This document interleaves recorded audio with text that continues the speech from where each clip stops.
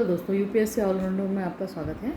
तो आज का प्रश्न हम लोग ले लेते हैं कि प्रायद्वीपीय भारत की प्राकृतिक संरचना, उसके जल निकासी पैटर्न, जलवायु और आर्थिक गतिविधियों को कैसे प्रभावित करती है। एक विश्लेषण दीजिए 250 शब्दों में, है ना। तो इसका हम लोग वर्णन किस तरीके से कर सकते हैं। तो प्रायद्वीपीय भारत एक प्राचीन कठोर चट्टानों से बना हुआ भूभाग है, ठीक है, जो प्रमुख रूप से दक्कन का पठार, पश्चिमी घाट, पूर्वी घाट और विदर्भ तथा कर्नाटक के पठारों को मिलकर के बना है, ठीक है। तो आपको समझ में आ गया प्रायद्वीपीय पठार किसे कहा जाता है। प्रायद्वीपीय पठार किसे कहा जाता है, एक तो ये प्राचीन चट्टानों से बना हुआ भूभाग है और इसमें मुख्यतः दक्कन का पठार, है ना, पश्चिमी घाट, पूर्वी घाट और विदर्भ तथा कर्नाटक के पठारों को मिलकर के इसे बनाया गया है। इसकी आकृति जो है वो कैसी है, त्रिभुजाकार है और समुद्र से घिरा होने के कारण इसकी प्राकृतिक विशेषताएं भी हैं, ठीक है।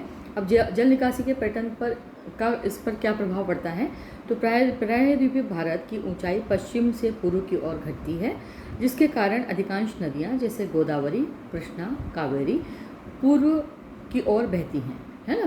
पूर्व की ओर बहती मतलब कहाँ से बहती हैं, पश्चिम से पूर्व की ओर बहती हैं, ठीक है, और बंगाल की खाड़ी में गिरती हैं। यहाँ की नदियाँ हिमालयी नदियों की तुलना में छोटी, वर्षा पर निर्भर रहती हैं और जल विद्युत उत्पादन के लिए ये नदियाँ उपयुक्त हैं, है ना। पश्चिमी घाटों के तीव्र ढालों पर छोटी किंतु तीव्र प्रवाह वाली नदियाँ हैं, जैसे मांडवी और ताप्ती। ये सिर्फ दो नदियाँ ऐसी हैं, और नर्मदा भी इंक्लूड कर सकते हैं इसको।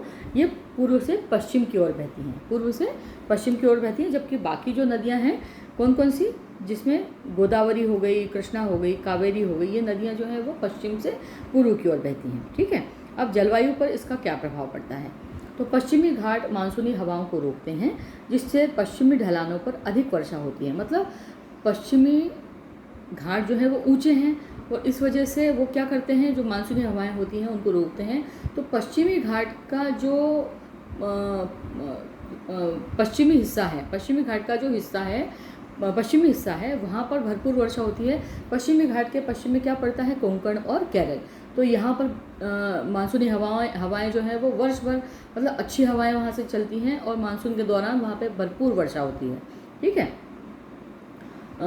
जबकि पूर्वी घाट में के समानांतर रेखीय वर्षा जो है वो उसको रोकने में अक्षम होते हैं, और जिसकी वजह से आंध्र तमिलनाडु के क्षेत्र में अपेक्षाकृत कम वर्षा होती है ना, क्योंकि बहुत सारी वर्षा जो है वो कहाँ चली जाती है, कोंकण और केरल में गिर जाती है, और जो बादल उस पहाड़ को पार करके आगे निकल जाते हैं, जो कि कम मात्रा में होते हैं, वो पूर्वी घाट तक पहुंच पाते हैं। और इस वजह से केरल और कोंकण के अपेक्षा पूर्वी घाट के जो क्षेत्र हैं उनमें वर्षा जो है वो क्या होती है, कम होती है, ठीक है। और साथ ही जल विद्युत परियोजनाएं जिससे आंध्र और तमिलनाडु क्षेत्र में अपेक्षाकृत कम वर्षा होती है। इसी असमान वर्षा वितरण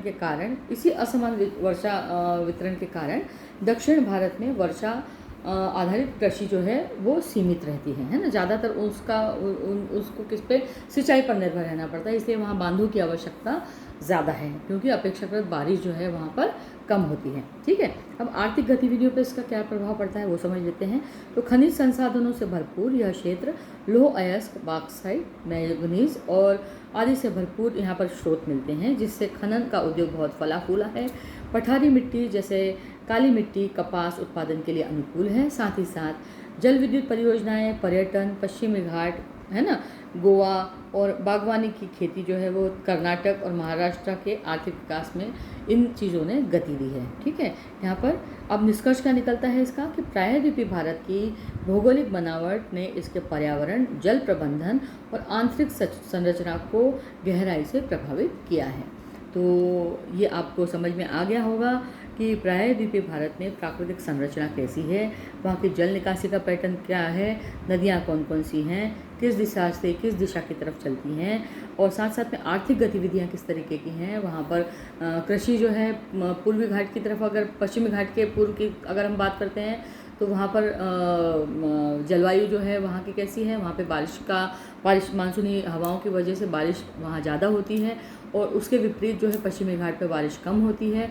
और साथ साथ में पश्चिमी घाट में जो है जो कृषि उत्पादन होता है वो सिंचाई पर आधारित होता है ना। कौन कौन सी कृषियाँ होती हैं वहाँ पर, तो वहाँ पर आपने आपको बताया कि दलहन है ना, चावल, तिलहन, इस प्रकार की फसलें वहाँ पर उत्पादित की जाती हैं जो कि कृषि पर आधारित होती हैं, जिसमें कपास भी है।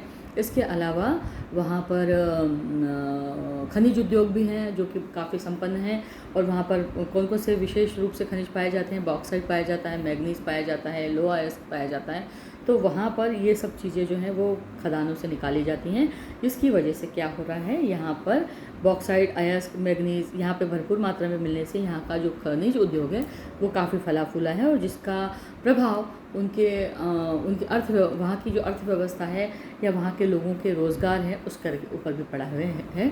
इसी वजह से महाराष्ट्र और कर्नाटक या तमिलनाडु की अगर हम बात करते हैं तो वो काफ़ी संपन्न है। ठीक है।